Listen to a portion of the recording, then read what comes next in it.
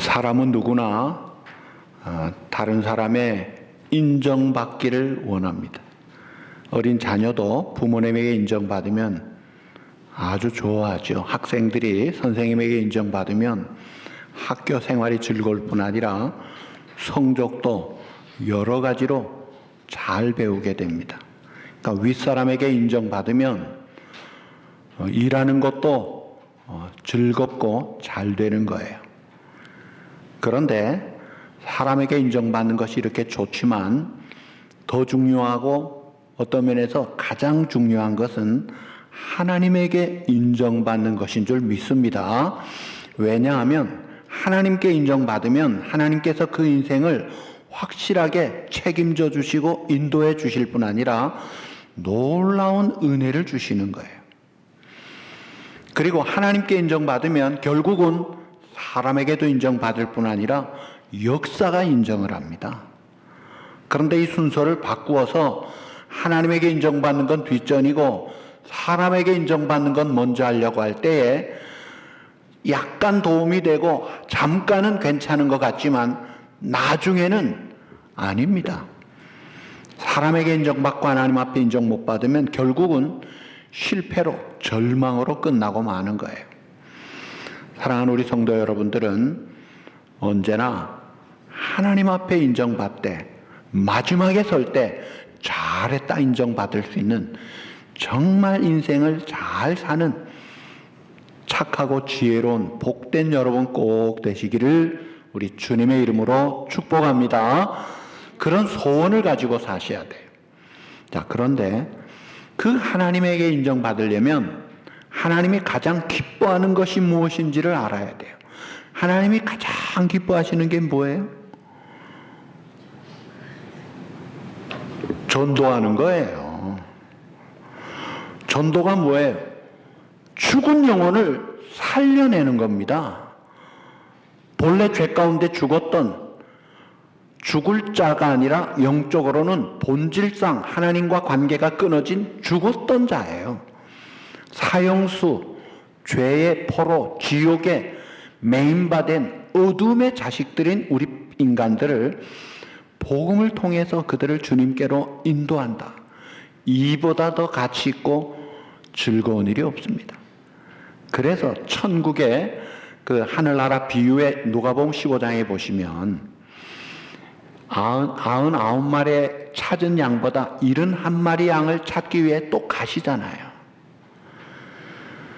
그래서 이 복음 증거하는 삶, 이것은 우리의 절체절명의 최고, 최대, 최선의 지상명령이다, 사명이에요. 그래서 예수님이 이 땅에서 우리를 위해 십자가 지시고 부활하셔서 승천하시기 직전에 마태, 마가, 누가, 요한복음에 마지막으로 최종 유언, 명령을 내리신 것이 복음 전하라는 거예요. 자, 마태복음 마지막 장이 28장이에요. 그 마지막 구절이 16절에서 20절인데 그때 제자들이 예수님이 지시하신 산에 가서 예수님께 경배를 했는데 그때 경배할 때 쓴 단어가 이 헬라어로 프로세케네오라는 말이 예수님을 왕으로 경배할 때 쓰는 그 단어를 썼습니다. 그러니까 하늘 땅의 권세를 가지신 주님 앞에 경배하는 그 시간에 그 만왕의 왕 되신 주님이 최후 명령으로 그러므로 너희는 가서 모든 족속을 제자로 만들고 세례를 베풀고 내가 가르친 것을 지키도록 하라. 그리고 내가 세상 끝날까지 너희와 함께 하겠다. 아주 백그라운드에 든든한 약속과 능력을 주시면서 이 사명을 주셨어요. 그래서 이 믿지 않는 영혼들이 주님의 제자로 하늘나라 사람으로 살아가려면 먼저 가야 되는 거예요. 그 가는 것이 전도요, 선교입니다. 그런데 예수님이 이 부활 전에는 전도자를 파송하면서 이방인 사마리아 고을 가지 말고 이스라엘 땅에 잃어버린 양을 찾으러 가라. 그 제안이 됐어요. 물론 영적으로 그 모든 자를 포함한 내용이지만 구약 시대도 주로 먼저 유대인 중심이었어요. 그러나 지금 승천 직전에 주신 명령은 이제 완전히 오픈이 돼서 모든 족속을 제자를 만들라 이거예요. 모든 족속이라고 했어요. 그리고 그들을 제자를 만들라는 게 뭐예요? 예수 믿고 들어와서 하나님의 자녀가 될 뿐 아니라 주님의 복음을 듣고 믿고 순종하며 헌신된 일꾼으로 살도록 그렇게 만들라 이거예요. 그러려면 내가 먼저 예수 믿고 하나님의 자녀일 뿐 아니라 하나님의 인정받는 그런 자가 되고 또 하나님의 귀하게 쓰임받는 일꾼으로 내가 살아가는 거예요. 그리고 이런 자들을 만드는 거예요. 누구를요? 내 자녀를, 내 식구를, 내 이웃을, 내가 만나는 영혼들을 그렇게 하라는 거예요. 이것이 마태복음의 마지막 주님이 주신 이 Great Commission, 지상 명령을 주셨어요. 또 마가복음 16장 15절 이하에도 보면은 너희는 온 천하에 다니며 만민에게 복음을 전파하라. 믿고 세례받는 사람은 구원을 얻을 것이요 믿지 않는 사람은 정죄를 받으리라. 이 부활의 확신을 가진 성도들에게 온 천하를 다니라 이거예요. 그리고 만민에게 복음을 전하라. 그래서 그들이 예수 믿고 믿은 증거로 세례를 받으면 구원을 얻는다. 물론 이 세례가 단순한 형식적인 의식적인 물세례만이 아니라 성령으로 거듭나는 것을 이야기하죠. 자, 이것이 마지막 그 최후 명령이었어요. 온 천하 만민에게 복음을 전하라. 그리고 요한복음 20장 20절 이하에도 보시면 예수께서 또 이르시되 너희에게 평강이 있을지어다. 먼저 평강을 주십니다. 두려워 떠는 제자들에게 위로할 뿐 아니라 죽음과 인생과 미래에 대해서 대책이 없는 그런 연약한 죄인된 우리들에게 영원한 생명을 주시고 천국길을 예비하시고 함께해 주시는 그 평강을 주시면서 용기를 주시면서 아버지께서 나를 보내신 것 같이 나도 너희를 보내노라.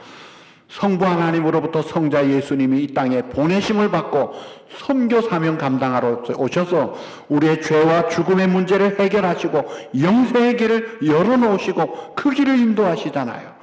그런 그 사명 받아오신 주님 같이 아버지가 나를 보내신 것 같이 나도 너희를 보내노라. 샌드유 세상을 향해서 보낸다 이거예요.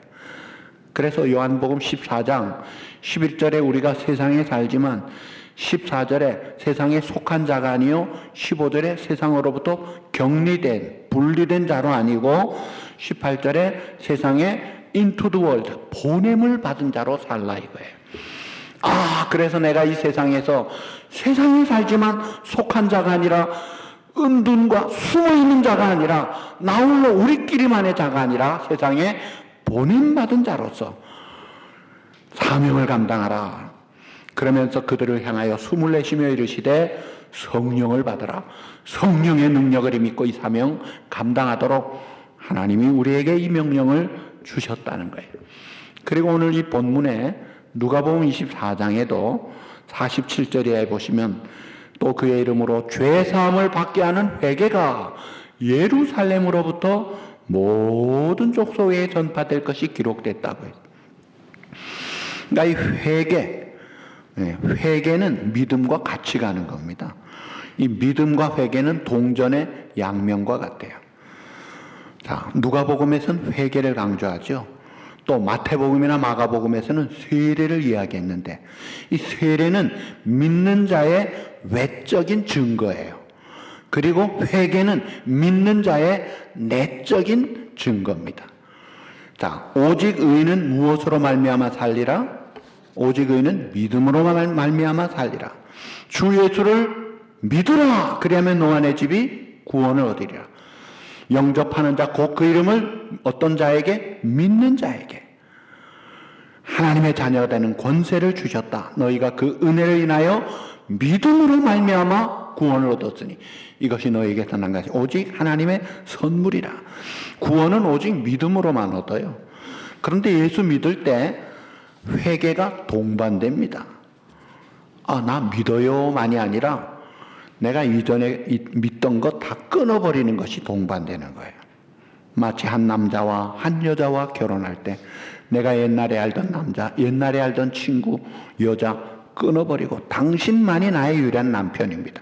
당신만이 이 세상에 오직 나의 아내입니다. 결정하고 선택하듯이 그렇게 믿는 것이 신앙의 출발이에요. 그리고 예수를 믿고 나면 믿는 주님과 함께 살 때에 거룩하시고 이로우신 주님 앞에 설 때 우리의 죄가 자꾸 드러나게 보이니까 그래서 회개가 따라가는 것이다 이거예요. 자, 하나님께서 놀라운 구원의 역사로 우리에게 이 믿음을 주시고 하나님의 자녀의 축복을 주셨어요.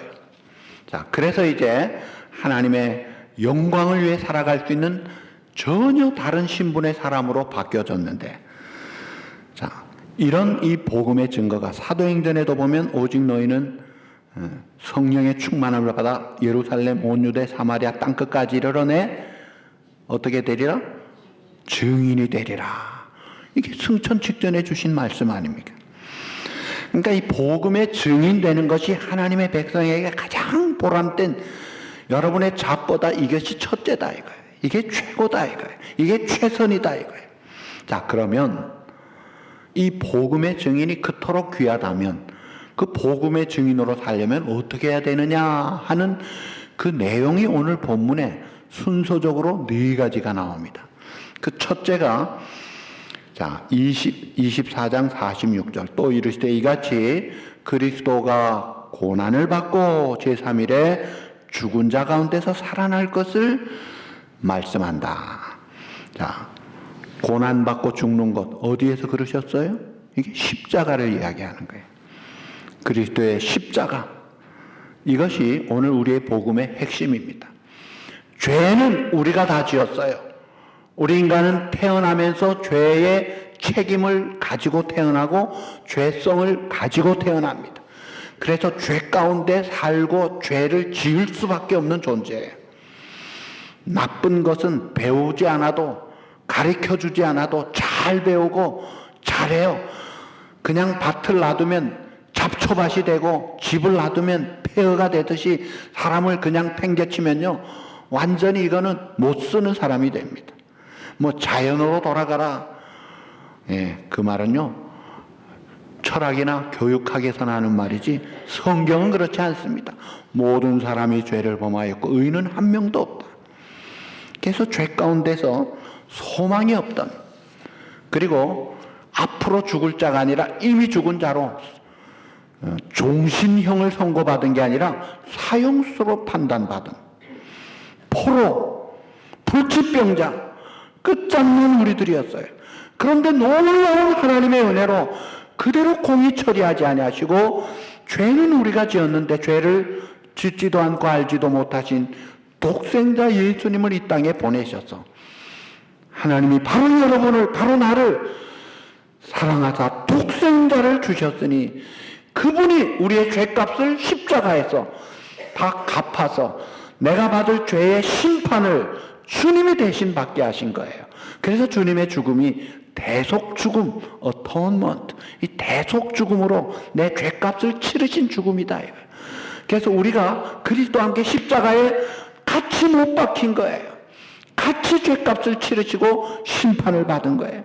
그래서 더 이상 이 죄와 사망의 권세가 우리를 휘어잡고 지옥의 포로 그냥 이 영원한 멸망의 자식으로 이끌지 않도록 예수 그리스도 안에 있는 생명의 성령의 법이 우리를 죄 가운데서 해방하였고 자유함을 주었다 이거예요.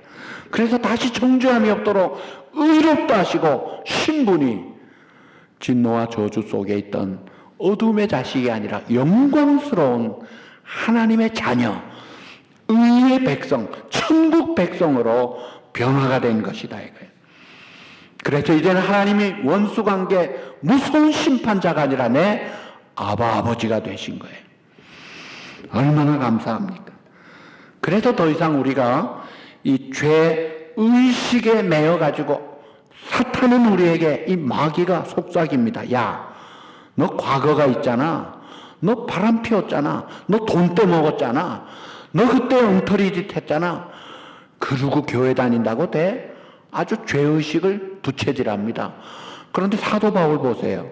과거에 예수 믿는 사람 잡아 죽이는데 앞장섰던 그가 예수 믿고 죄 용서 안 받아 얼마나 자신 있길래 사탄을 향해 죽음과 율법을 향해 야 죄야 죽음아 율법아 너 쏘는 것이 어디 있느냐 너 이기는 게 어디 있느냐 예수 그리스도 안에서 내가 의롭다함을 받았느니라 한 방에 물리치고 자신만만하게 담대하게 산 것이 죄의식에 묶인 자가 아니다 이거예요.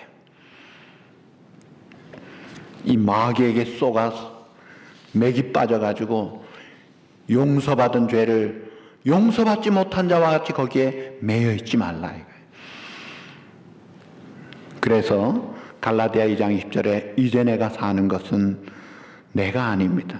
내가 그리스도와 함께 십자가에 못 박혔나니 그런지기에는 내가 사는 것이 아니요 오직 내 안에 따라합시다. 오직 내 안에 그리스도께서 사시는 것이라.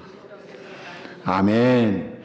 이 십자가 사건을 통해서 내 죄가 다 씻음받고 청산되고 깨끗하게 처리하셨기에 우리 주님이 십자가에서 다 이루었다. 이제 다 지불됐다. 더 이상 죄 가운데 어둡게 살 필요가 없다.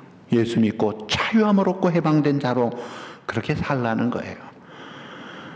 여러분 질병도요.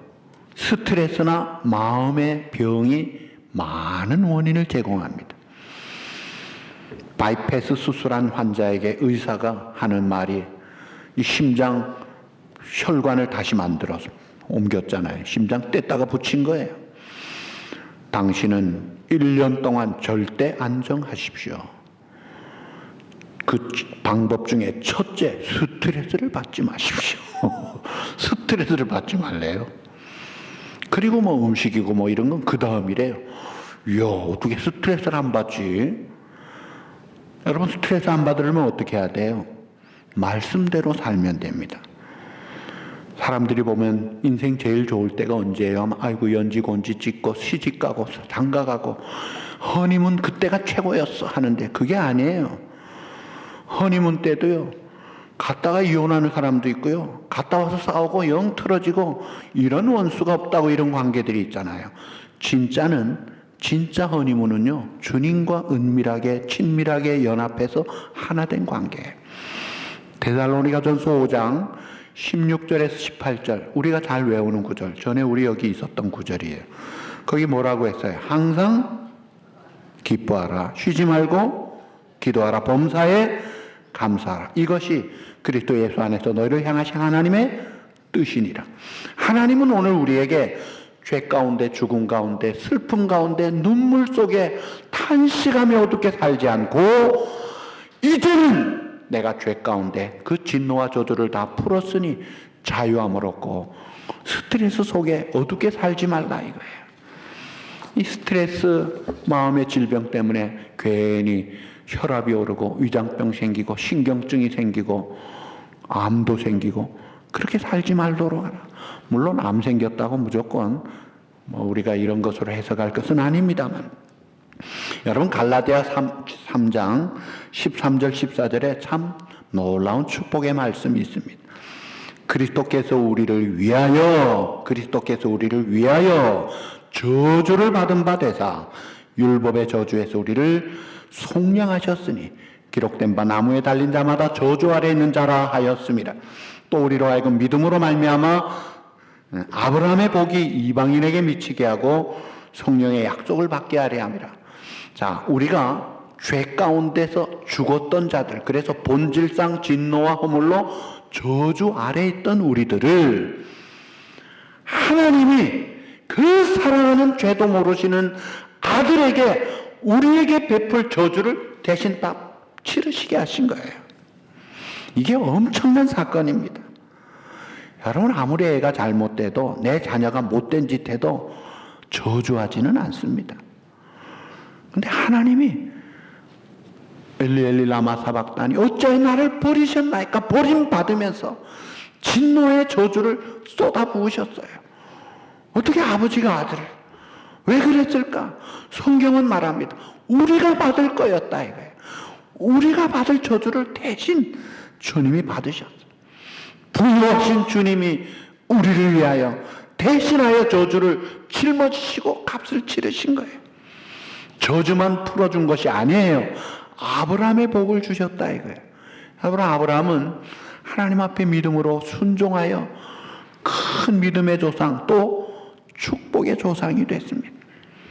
오늘 우리가 예수 믿고 저주 속에서 자유 해방을 받고 이제는 하나님의 말씀에 순종하면서 기쁘고 감사하고 즐거워하며 살게 하시는 거예요.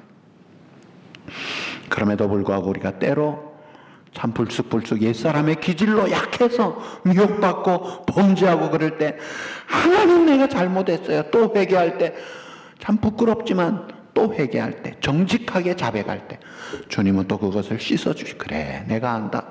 다시 힘을 주셔서 회복케 하시고 더 강하게 하시고 더 성숙한 삶으로 나아가도록 우리를 이끌어 주시는 분이 우리 아버지시고 우리와 함께 하신다 이거예요. 그런데 예수 그리스도를 모르는 삶은요, 그 자체가 절망입니다. 세상적으로 많이 배우고 사람들에게 인정받고 칭찬받는다 해도요, 그러나 그 절망의 늪을 헤어날 수가 없습니다. 그 머리가 좋았다는 스티븐 호킹 박사도 참 엉뚱한 소리 하는 거 보세요. 아무리 머리 좋으면 뭐합니까? 믿음이 없으면요 엉뚱한 소리 합니다. 그런데 믿음이 있는 과학자들은요 얼마나 감사하고 감탄합니까? 같은 우주선을 타고 갔다 온 그 아폴로 우주선을 갔다 온 사람은 나사를 향해 시편 19편을 이야기합니다. 온 천지에 하나님의 지혜, 하나님의 솜씨가 있고 참 온 우주가 하나님의 말씀을 선포하고 있다. 충만한 하나님의 세계를 감탄하고 전파를 보냈는데 같은 길을 갔다 온 소련의 우주선 조종사는 내가 눈을 씻고 아무리 살펴봐도 하나님 없더라. 그게 안 보이는 거예요. 사도 바울도 예수 믿기 전에는 가말리엘 문화에서 바리새인 중에 바리새인으로 잘 나가고 아주 인정받는 사람으로 잘 사는 줄 알았지만 그 삶은 하나님과 반대되는 거꾸로 사는 삶을 열심히 살다가 그리스도를 알고 나서 내가 그리스도 예수로 아는 지식이 가장 고상함을 인해서 옛날에 줬던 것 쓰레기같이 배설물같이 해로 그리고 그가 배운 학식이 있었기 때문에 믿은 다음에 그리스 아테네에 그 파르테논 신전 건너편에 아레오바고 언덕이 있어요. 거기서 옛날 철학자들이 논쟁을 하는 자리에서 야 너희들 한번 나랑 붙어보자. 이 믿지 않는 신에게 제사 드린다 했는데 이게 하나님이 하면서 논리적으로 철학적으로 수사학적으로 지혜로운 말로 아름다운 말로 전했지만 열매가 없더라 이거예요. 그래서 깨달은 결론이 뭐예요? 그게 고린도전서 2장 2절이죠. 내가 이제부터는 너희 중에서 예수 그리스도와 그의 십자가에 못 박히신 것 외에는 아무것도 알지 아니하기로 작정하였습니다. 뭐 철학적 수사학적 이거 가지고 되지 않더라 이거예요. 예수님과 십자가만 가면 뒤집어지고 변화가 되고 새로운 역사가 일어나더라는 거예요. 그래서 이 증인의 삶의 첫째는 이 십자가예요. 그 다음에 두 번째가 이제 여기 47절에 또 그의 이름으로 죄 사함을 받게 하는 회개가 예루살렘에서 모든 족속에게 전파된다. 이 회개라는 것은 아까도 말했듯이 믿음과 이게 같이 가는 거예요. 이 회개를 통해서 하나님 앞에 나오면서 하나님 내가 또 죄를 지었습니다. 그 성령님이 깨닫게 해주시는 거예요. 성령님이 위로도 하지만 교훈도 주지만 책망도 하시잖아요. 뭘요? 죄를 책망하시는 거예요. 성경도 그래요. 성경도 모든 성경 하나님의 감동으로 기록된 것으로 그 기능이 교훈도 하지만 책망도 합니다. 책망하면서 이게 기도 속에서도 죄를 책망해요. 그래서 어떤 목사님은 기도란 죄를 찾는 현미경입니다. 기도하면서 내가 생각나게 됩니다. 내 가족도 모르는 죄가 생각나게 됩니다. 말씀을 읽으면서 그 죄를 푹푹 찌르는 거예요. 성령님이 죄를 책망하게 해주십니다. 그러면서 나를 회개하게 하고 우리의 영혼을 맑게 건강하게 하는 거예요. 그래서 이 복음이 증거되는 곳에는 회개 역사가 있는 거죠. 회개 역사가 있는 곳에는 진정한 부흥의 역사가 있습니다. 자, 우리나라 역사에 1907년에 유명한 평양 대부흥운동이 있었어요. 근데 그 4년 전에 1904년에 원산 대부흥운동이 먼저 있었습니다. 자, 그때 원산에서 어떤 일이 있었느냐면요, 강원도에 파송된 의료 선교사 하디라는 선교사가 아주 통에 잡아가는 역사예요. 이분이 의료 선교사로 한국에 와서 한국 사람들을 위해 진료를 해주는데, 아휴, 한국 사람들 너무 미개하다 그래가지고 아주 무시하고 손도 안 잡고 밥도 같이 안 먹고 아주 상종도 안 하고 무시했습니다. 그렇게 교만하게 무시하면서 아주 고고하게 선교를 하니까 되겠어요? 열매도 없었어요. 근데 이걸 원산 대부흥운동 때 깨닫고 통에 잡아가면서, 하나님, 나는 자격이 없습니다. 아주 애통하고 통회하면서 원산 부흥의 역사가 이 선교사의 회개를 통해 불이 붙었는데, 이게 이제 1907년 장대현 교회에서 1500여 명의 많은 성도들이 빼곡하게 모인 자리에서 열흘 동안 계획된 집회를 하는데, 거기에 길선주 장로님이 깨지신 거예요. 본래 길선주 장로님은 유교의 또 한문의 아주 참 높은 학식을 가졌다가 변화되어 교회 리더가 됐는데, 이 양반이 집회 중에 갑자기 큰 소리로 외칩니다. 여러분, 하나님, 저는 아간과 같은 죄인이 올시다. 자기가 아간과 같은 죄, 그런 죄인이라 그러는 게, 그게 왜 그러냐니까, 자기 친구가 죽으면서 재산을 잘 처리해달라고 부탁했는데, 그 재산을 처리해주면서 자기 생각으로 수고비조로 100원을 자기가 가진 거예요. 그 당시에 굉장히 큰 돈이었습니다. 나는 하나님을 속였고 내 죽은 친구도 속였고 그 부인도 속인 도둑놈입니다. 제가 내일 아침에 일찍이 돈을 돌려주겠습니다. 나 때문에 이 온 회중이 은혜를 받지 못하고 있으니 나는 죄인 중에 죄인이 올시다. 회개 통회하는 자복의 역사가 일어나니까 성령님이 강하게 역사하면서 이게 번지기 시작해서, 아이고 나도 떼먹었는데, 나도 사기쳤는데, 아이고 나도 사기꾼인데, 막 도둑놈들이 자발적으로 일어나기 시작한 거예요. 그 당시에 요즘도 그렇지만 거짓말 사기꾼들이 많았던가 봐요. 야사에 의하면, 야, 그 장대현 교회 그 큰 범죄들, 사기꾼들이 많이 있대. 그래가지고 순사가 경찰이 잡으러 갔다가, 아유 나도 회개합니다 하고 깨졌다는 그런 웃지 못할 이야기까지는, 이 강한 역사가 일어났어요. 제가 1981년도에 서울의 대길교회 대학생들을 데리고 양평에 그 십자수 수양관, 지금 왕성교회 수양관이, 거기에 집회를 갔다가 76명인가 갔는데 의대생이 참 많았습니다. 한 사람 한 사람 다 깨진 거예요. 저도 깨지고 다 깨졌어요.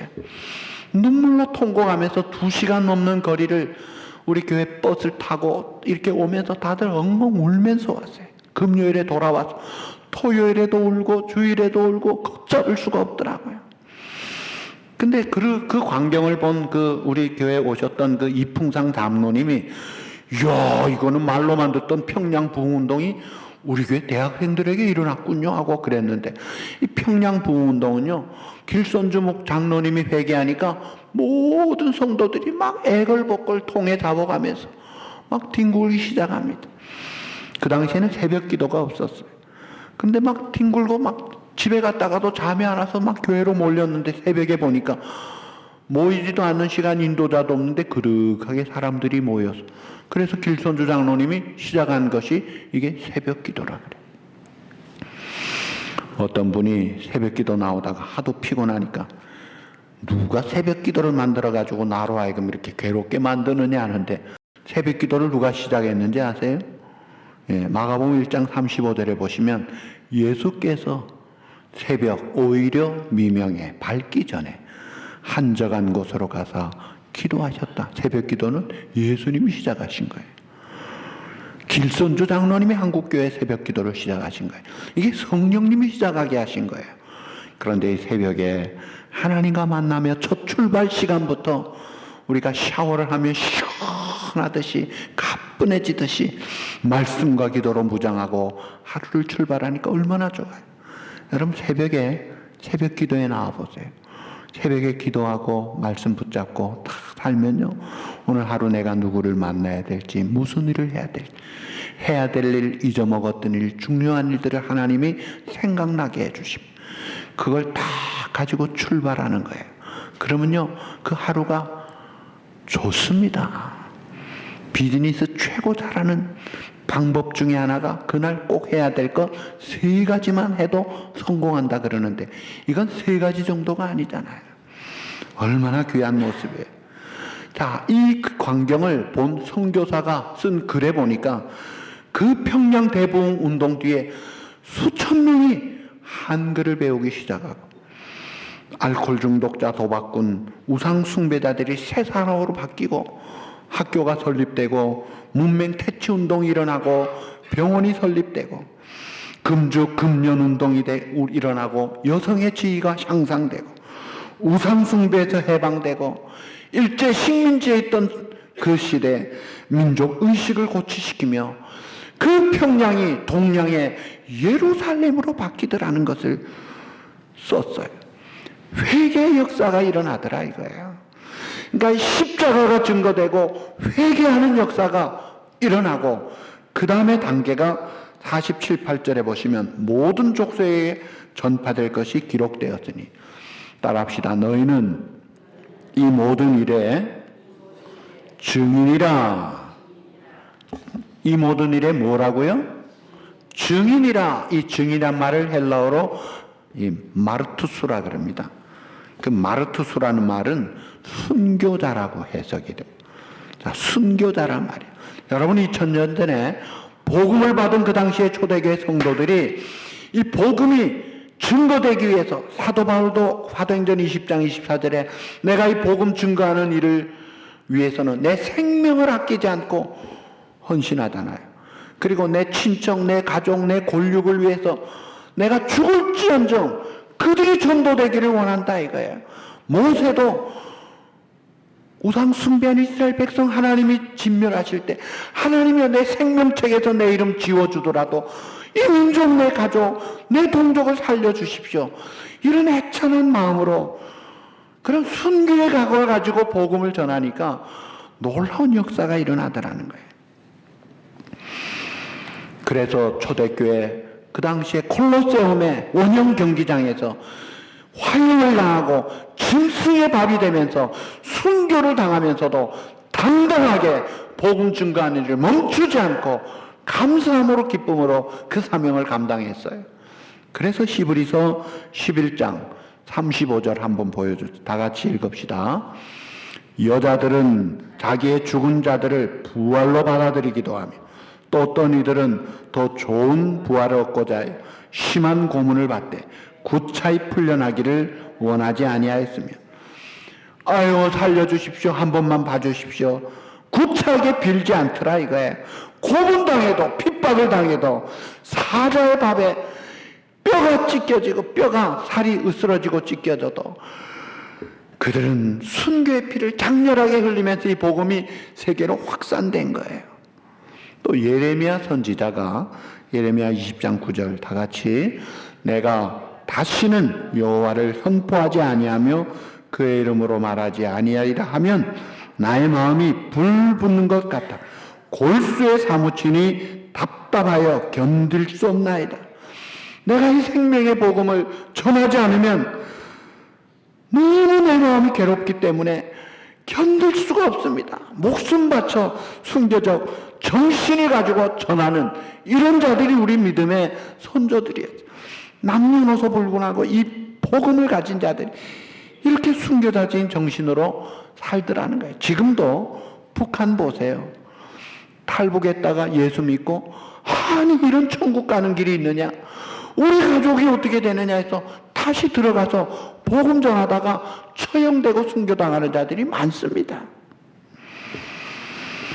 북한에 순교하는 성도들 때문에 남한의 교회와 한국 교회가 복을 받고 우리가 복을 받는 거 아니냐 이거예요. 그래서 우리 남한의 그 교회들이 많이 부흥되고 이제는 미국 다음으로 선교사가 많이 파송돼서 사역하는 영적 강국이 됐는데 이거 사명 잘 감당하라고 경제 대국도 되게 해주신 거예요.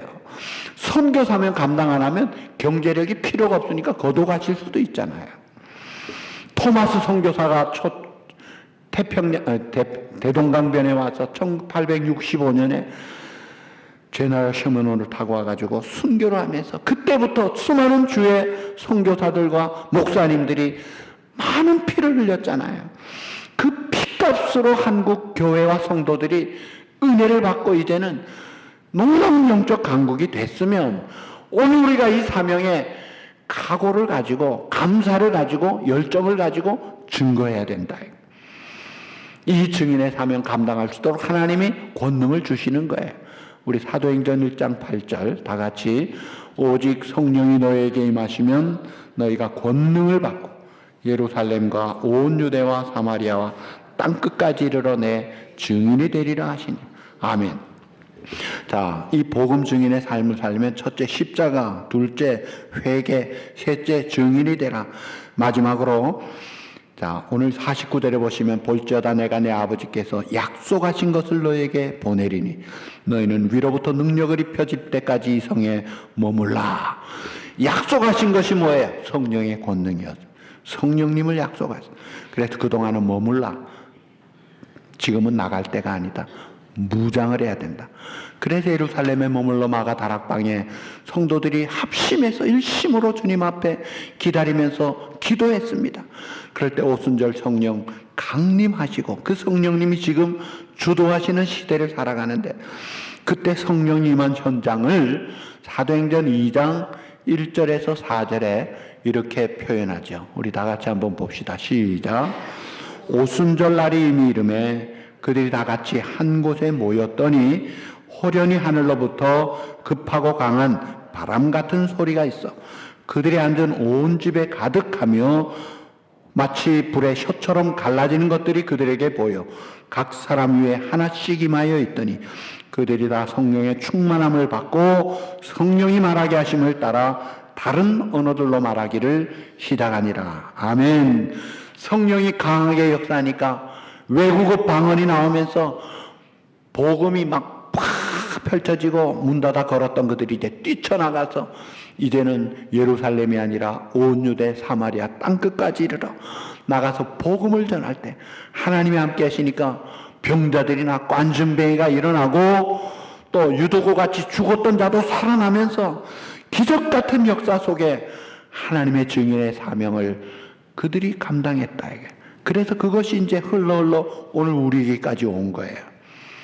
자, 오늘 우리가 이 마지막 시대에 이 성령의 사람으로 충만함을 믿고 주님의 사명을 잘 감당해야 되는데 오늘 우리가 하나님 앞에 인정받는 가장 기뻐하는 삶이 복음을 전하는 삶인데 여기에 가장 필요한 게 뭐예요? 실제적으로 성령의 충만함입니다. 성령의 충만함이 뭐예요? 말씀의 충만함이에요.